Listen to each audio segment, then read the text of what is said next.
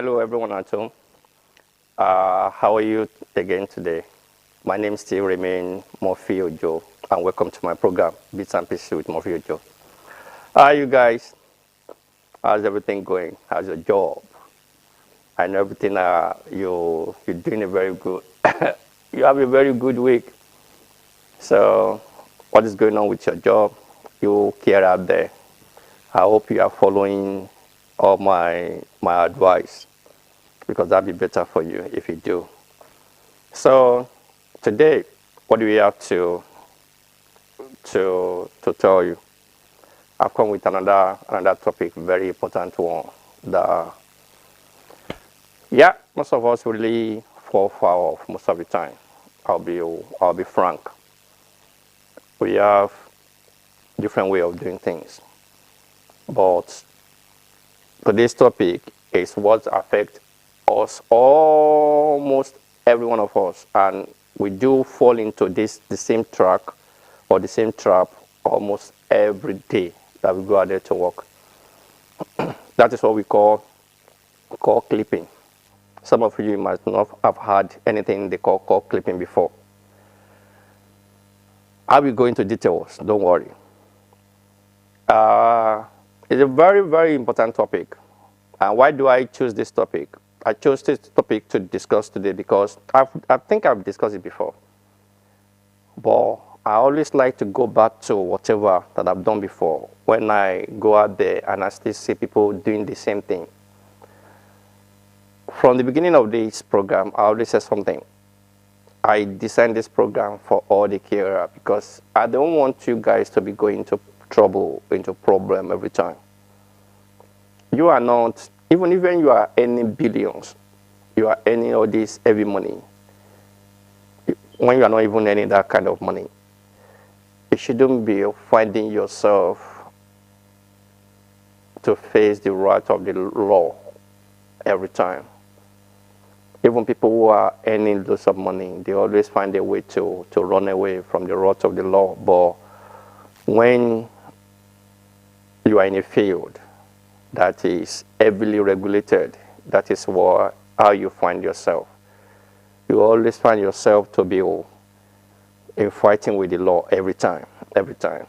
Even the way you walk, the way you dress, the way you talk, the way you look, and the way you carry your job out. There is always one regulation or the other that guided you. So when you are in that kind of scenario, you just have to find a way to maneuver your way to make sure that you don't fall foul of the law. You do what the law requires. And the worst thing is that most of you don't even know the word law requires. Though you do all your trainings, you attended all the necessary training, the compulsory training, all necessary training, you've already done the necessary training. But for you to get to know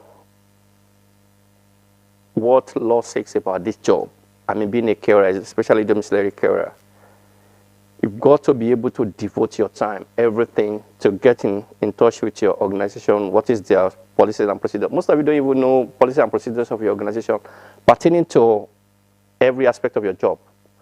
I can bet it 90% of care I don't know. What you only do is that, okay, they said it's about training on medication, moving and handling, basic life support, dementia kind of a thing, yeah? But even all these courses, there are laws that guided them. Even when you give you medications, apart from the law, there are also process and procedures of your own company. Most of you guys don't know. It's your fault. I can't say it's none of your fault for not knowing it, because you've got to ask. When they give you a plier, if you are what? Let's say you are an electrician, they give you a plier and a screwdriver. You know what you need to use your plier and screwdriver for. But when you know how to use your screwdriver. How do I do this one? How do I do certain example? Okay, as I go along, I will. When you are when you are in another scenario, and then they give you plier and screwdriver, Maybe you just need to treat the water. Okay, you're a plumber. I just want to, you come down to treat the water. And then they give you ask, what do you want me to use this one for? It shows that you know your job. But in a situation where you come down to treat the water, and then they give you a plier, and then you don't know your job, you just be playing around that thing. You know that they've given you training on how to use plier. You'll be using that plier to do the wrong thing. So the same thing with your training that you have in kind of medication, other stuff, medication administration, maybe moving and learning, what else, basic life support. Those things that you are giving, fine, you'll be using all those ideas. But there are laws, there are regulations, there are policies and procedures that actually underpin all these training that I just informed you. But some of you don't even know it. So that's, I could remember one of my topic here. I said you should always ask, what is the policy behind this? What is the policy behind that? By the time you even continue to ask your organization, they will be willing to work with you because they realize that you know what you are doing. It shows you know your stuff. Okay, let's leave that one aside. Let me now jump into today's topic, which I call clipping. What is call clipping? This thing has been in the news maybe about 3 or 4 years ago, even 5 years ago. There was an issue all over, even TV, everywhere, that carer this, carer don't spend. Call clipping is when you do not spend enough time with your client. When you go to your client and then you spend maybe about, you allocated 30 minutes and you spend only about 10 minutes, 15 minutes. Or you allocated 1 hour, you only spend 30 minutes. You are clipping the time. You are clipping that call because you're not spending. Call clipping could arise as a result of different factors. It could be as a result of from your office when travel time is not incorporated into allocated time. There are some when they allocated calls to you and there are no travel time. It shows that if you have to start a job from 8 o'clock to 9 o'clock, and then you go into another client from 9 o'clock, so there is no travel time in between. So they will not expect you to jump from that house. Even if you have to jump, there is still some, maybe about 5 seconds in between. So when there are no, it could be as a result of that. Call, excuse me. Call clipping could be as a result of you running late. I mean, transportation issue, all the stuff. Yeah, people might add, your organization might add even about 30 minutes when you're supposed to use 15 minutes.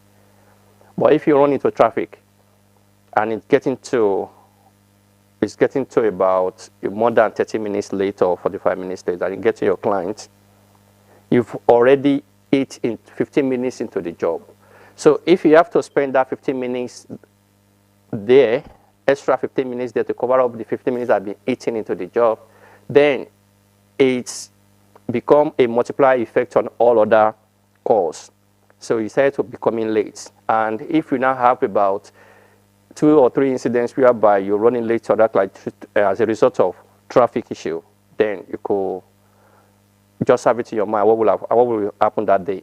Everything will be a mess. Call clipping could be as a result of your client asking you to leave. Immediately you leave, immediately you finish. If most of my follower could remember, I said something last time. I said, in case when you're working with the same client, you've been the one attending to that client. At a stage, you will get used to that client. You will not struggle. You will know what you have to do. The first thing you have to do, the second thing you have to do, the third thing you have to do. You will know everything you have to do. So the more you continue to work with a particular client, the more the time becomes shrink. So meaning that if you spend 30 minutes today, there is possibility about a minute we shave it off. You shave about a minute off from that minute. That is how it goes. Before you know it, you realize that a 30 minutes job, you can finish it maybe in 15 or 20 minutes. That is one thing. Except maybe something happened, maybe they saw their part, or so you have to change the part. Yeah, once in a while, that one do occur. But most of the time, when you are attached to the same client, you are the main carer there. There is possibility, there is 90% chance that the more you continue to work with that client, the more the time continues to shrink and you continue to finish the job a bit earlier. That's all possibility. That one is possible. So, but today, what I want to talk about is call clipping as a result of your own attitude. I mean, carer's attitude. I will still come back to that, all those factors that I said earlier on, and then what you need to do. Call clipping as a result of you rushing unnecessarily. You want to finish your job just like yesterday. You pop in, pop out unnecessarily. You have no relationship with your client. You come in as if immediately you come in, you're thinking of going out. It's not right. It's very, very bad.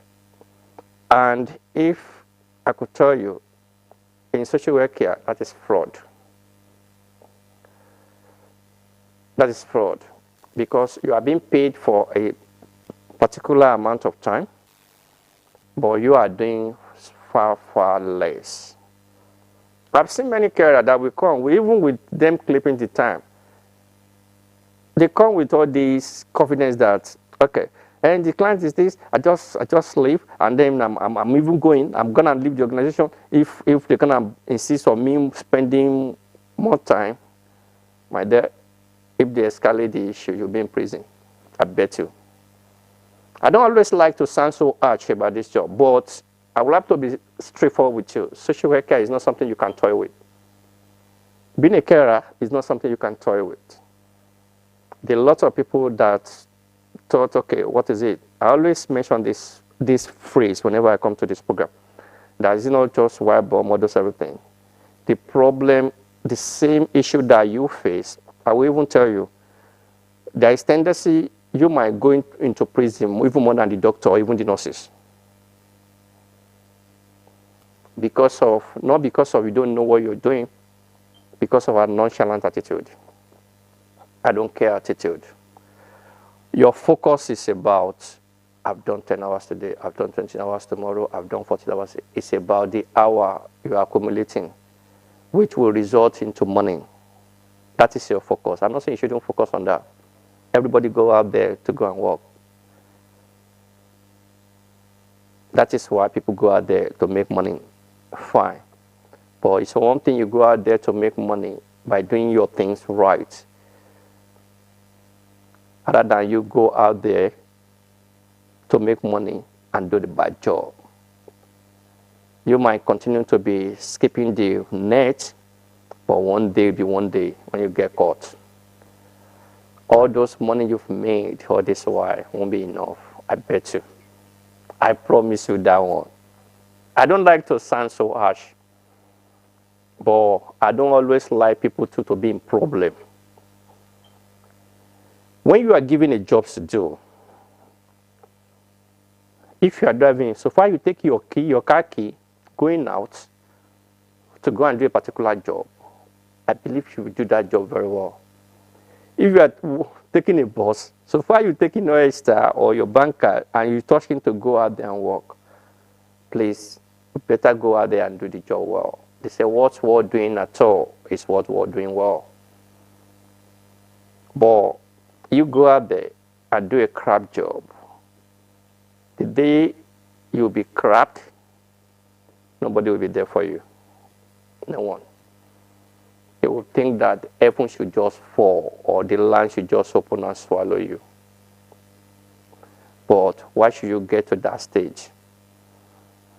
It's just so, this thing is just so simple. You go to a client, they give you your job to do. You go to your client, you do whatever your client needs to do, and then you check your time and you leave. I said something earlier on. I said so far you are the allocated carer to the same client for so long period of time. There is possibility you must have got used to that client. Fine. and you continue to shave off a minute, 2 minutes, 3 minutes, before you realize it's about 15 minutes or 20 minutes. And you still have about 10 minutes with you. I always advise most of my career what you need to do. And the client asks you okay, you started talking, there's no need for you to talk, you can leave. Don't do anything, just pick your phone, call your office, I finished my job, and this person said you should leave. Put it there, put it inside in writing, boom, end of story. And your office should do the needful. They should then sign, or what's the name, a sort of a consent form with the client. Whenever this Mr. A or carer B finishes early, he or she should go, end of story. But when they sign that consent, whenever you finish it, you still need to call your office, because some of you now capitalize on that kind of consent. And then whether you finish your job or not, you go. You see some people, they still have loads of jobs to be done. But so far they've done the basics, they've just leave, which is not right. Which is not right. I've seen a carer who said, okay, because I need to go to another client, I will come back and write. No, write whatever you've done. No, that is absolutely wrong. Write, do your job, write whatever you've done, write it down, and then you leave. If you still have enough time, and your client don't want you to be there, especially in the morning, they don't want you to be chatting with them in the morning. They just wake up, they've already eaten their breakfast. And then there's nothing for them to be known. Some of them don't even want anybody around at that particular point in time. Just let them know. What else you want? No, you can't go. Just pick your phone, call your office. They just said I should go. It's not a job. Most of us see it as a job. To call your office, you see it as a job. To call your coordinator, you see it as a job. It's not a job. Even if it is a job, it is part of the job. It's just to get problem out of your way, because you don't know who will come in. I've seen a carer in a situation whereby the client asked him to go. He called the office, and then immediately he left. Social worker came in, and then that one was checking the time. And the call office, your carer is supposed to be here. He only spent 15 minutes. I said that was what the client said to him to leave. That he just called at this particular time. I can even screenshot everything to you. And you can ask the carer, and the carer family are there. So, and then immediately you can ask the client. And when they ask the client, yeah, I asked him to go because he has finished his job. So, because there are other situations whereby maybe you go in the afternoon, they need you to sit down there to talk to them. Then you can talk to them. That doesn't mean that you are not spending your hour. I know why some of you don't want to tell your offices you finish a job. Sometimes it's that, okay, they're not even spending up to, maybe when they give you 45 minutes or they give you an hour, okay, they're only spending 47 minutes, okay, make it 45 minutes. No, there are other occasions where they saw their part. You've got to spend more than even that hour that is allocated. But just be clean. Just make sure that your own side of the story is well managed. If you manage your own side of the story, like saying the truth, putting it down in writing, and liaise with your offices, well, you'll be out of the net, out of the problem every time, because you report what you need to report. Don't just overlook things. It's not right. It's not right to overlook things. There are a lot of ways in which you can do all these things. So far you get used to it, you will see 1, 2, 3, 4 clients that will tell you that, okay, once you finish your job, you go. That is how it is. I know there are other families out there, even when they were paying for 30 minutes, they want you to spend the whole day with them. If possible, the whole year with them. For 30 minutes, even when you are spending more time, they will still be telling you, okay, they never spend, they spend only 20 minutes, they will spend 5 minutes, 2 minutes, 3 minutes. But if you are documenting your thing very well, I bet you'll be out of the hook every time. The different kind of family out there, they keep different kind. Yeah, people always said, yeah, there are some clients that they know what they're doing. It's not that they're old, it's because of disability. but they are hell. They are hell or not. And there are other families. I don't have any problem with them. I don't have any issue. There are other families too. There are loads of family clients. Lots of the clients are very, very good. But you just need to communicate with them. Why? There are minute, just few ones out there. Even when they were giving whatever the problem they have with social services, they want to heap it on you as a carer. Whatever problem they have with their offices, they want to heap it on you as a carer. And you as a carer, you need to talk less when you are dealing with, because they're not your friends. They are just they're your clients. You have to differentiate that relationship. If you think because, okay, they are heaping blames on on social services or on your this thing, you need to support them. The day they will round you up, you'll be a mess at the end of the day, because they will not want their house. They will then reveal everything you'll be up to till that day. So just make sure you go to your client's house. You do the needful. You do the right thing. So far you do the right thing. You spend enough time with them. If there is nothing to be done, you look around, you tidy up, you've done everything, you still have it on, especially during the lunchtime. I think that is when we have this kind of an issue, most of the time. When you go to a client and sometimes they tell you, no, I just don't feel like doing anything. Thank you for coming, all this stuff. You can just get me a water and then you can go.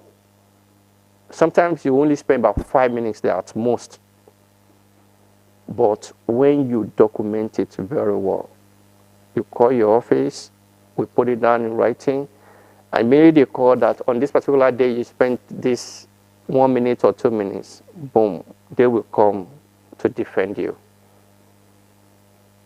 To defend you. It's not that is a regular thing, it's not a regular thing, but on that particular day, this is what happened. But when sometimes when the social services now call the office, that will, most of the time, that will be the first time they'll be hearing that issue.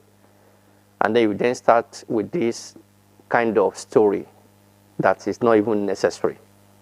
If you've done the needful, just come out, Mr. A, on this particular day, don't want me to do this. And Mr. B, this is what Mr. B said I should be doing. Then that's all. You've done what you need to do. So I just believe the right thing is for us to do the right thing. Once we do the right thing, all other things are just so simple. You report. That is when you are okay, you are at fault. In a situation whereby maybe you're running late as a result of traffic, you call your office, let your office call your client. But by the time they relate with your client, this is the problem, or just everything, and then you do your job there. Or any incident happen wherever you are. That is another one that makes care to clip. When they are with a particular client and there's an incident, because they've calculated all the hours together that if I call the office that this thing is happening here, I might not be able to do that. They might send another carer to another client. What they need to do is that they will not report, and they will stay here, make sure that they do whatever they will be rushing here in order to meet up the order. They've already run late. Why don't you just call calm down? Calm down. All these £10 here, £20 here that you miss will not cause you an issue in the long run.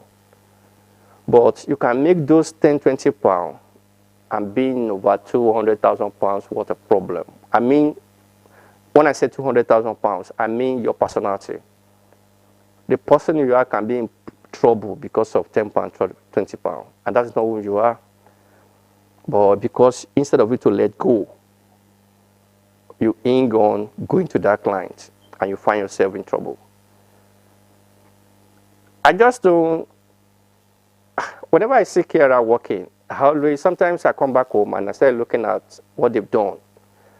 I just appreciate every job they've been doing, because it's not easy to wake up in your house and jump out there and be working from morning till evening, running from one house to another house, jumping to the one bus to another bus, and then jumping on around. It's not something that I contemplate of doing. But I appreciate people who are running all around doing it. Now put yourself in doing all those things. And instead of you to report when you need to report, and you didn't report, and it causes you an issue in future, what will happen? That day you just sit down. What's the sense of me of even going out at all? I'd rather even sleep at home. It's better for somebody to sleep at home when you realize that you are going out not to do a good job. It's better I just stay in my house and sleep. So please stop call clipping. It's not the right thing. Yeah, let me leave that one. Last week, I mentioned about the recruitment side of the company. That if you want to become a carer, or, okay, if you are a carer, you just need a new challenge in Basildon area, in Cambridge area, you can just give me a shout and I will sort you out. Even if you are not a carer at all, but you want to learn how to become a carer, yeah, there is a training facility. We will train you in whatever area that you want. If, as I will repeat again, if you want to become a carer, you don't have experience in carer, you've never been trained to become a carer, yeah, we'll help you. If you want a job in Basildon area or in Cambridge area, that is our telephone number. Just give me a ring and I will put you on the line. There are a lot of vacancy in this area, a lot of vacancy. You get trained and then you'll be put into job. That is job. Just don't worry. Give me a ring. I will sort it out. Whatever you want to discuss with me, call me. We will discuss it. Don't be afraid. This field is a very rewarding one. The one that I'm always happy that, okay, I'm within the field. I never believed that it would be in this field. Oh, here we are. And it's a very enjoyable one. The one that, okay, you will be in and you will enjoy every minute of your career. And you can choose. It's a career job. You can choose whatever you want to do. Whether you want to go into management, whether you want to remain a carer and then you continue to grow, or you want to go into nursing. That is an open area, totally different from clinic side. You can even decide, okay, you want to learn about management part and become your own boss. There is an opening. So let me leave that one. So that is where I'm going to stop for today. Call clipping is illegal. It's fraudulent. You can be taken to court for it because people will challenge you. All the money they are paying, they are not getting the service. And I don't want everybody to be in that kind of scenario. So this is where I'm going to call it a day. Until next week again, when I'll be coming again with another topics. From me,